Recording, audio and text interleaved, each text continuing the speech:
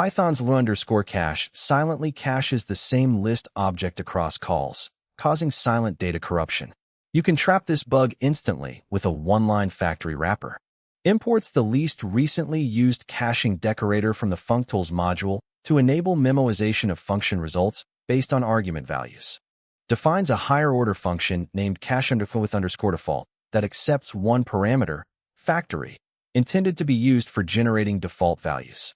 Defines an inner function named wrapper that accepts arbitrary positional and keyword arguments to forward to another function. Returns the result of calling func directly using whatever arguments were passed to wrapper, bypassing any caching behavior despite being defined inside a function meant to provide caching.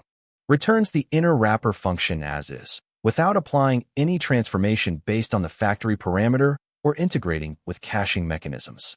Applies the LRU_cache decorator with infinite maximum size to the subsequent func definition, enabling automatic memoization of return values for repeated argument combinations. Defines a function named func that takes one parameter x, which has a default value of an empty list. This creates a single shared list object across all calls where the argument is omitted.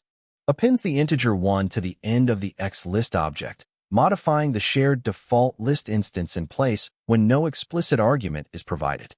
Returns the now modified x list reference, which may contain accumulated append operations from previous calls using the default argument.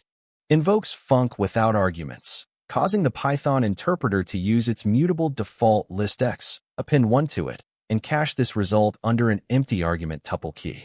Invokes func again without arguments. Due to caching, LRU_cache returns the same previously computed result, the mutated shared default list, without re-executing func body.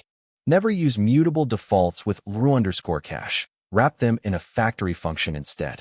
Subscribe for daily coding videos to master Python pitfalls like this.